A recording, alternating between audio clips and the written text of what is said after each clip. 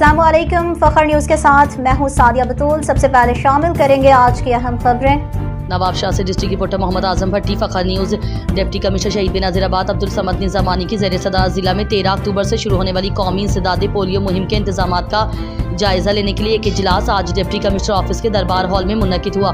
इस मौके पर खिताब करते हुए डिप्टी कमिश्नर अब्दुल समद निज़ामानी ने कहा कि ज़िला में 13 अक्टूबर से कौमी इंसदादे पोलियो मुहिम शुरू हो रही है। पोलियो के खात्मे के लिए वालिदैन अपने बच्चों को हर सूरत पोलियो से बचाव की कतरे पिलाएं। उन्होंने महकमा सेहत के अफसरान को हिदायत की कि मुहिम के बेहतर नताइज हासिल करने के लिए माइक्रो प्लान की तैयारी, टीमों की तरबियत और दीगर इंतजाम पर खुसूसी तवज्जो दी जाए, जबकि मुहिम के दौरान हर घर तक पोलियो टीमों की रसाई और निगरानी को भी यकीनी बनाया जाए।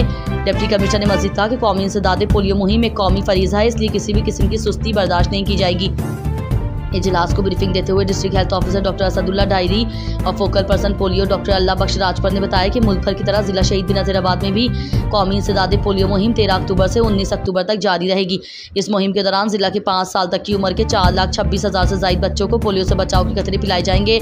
इस मकसद के लिए कुल 1314 टीमें तश्कील दी गई हैं, जिनमें 1212 मोबाइल, 23 ट्रांजिट और 79 फिक्स्ड टीमें शामिल हैं। उन्होंने मज़ीद कहा कि मुहिम को कामयाब बनाने के लिए इंतजाम जारी हैं। इजलास में डायरेक्टर इंफॉर्मेशन मोहम्मद मूसा गोंदल, MS यार अली जमाली, डॉक्टर रियाज शाह, डॉक्टर अमीना बिरोही, मुबीन मंगरियो समेत PPHI, local government, social welfare, population और दीगर मुतालिका में। मज़ीद खबरों और अपडेट्स के लिए देखते रहिए फ़ख्र न्यूज़ HD।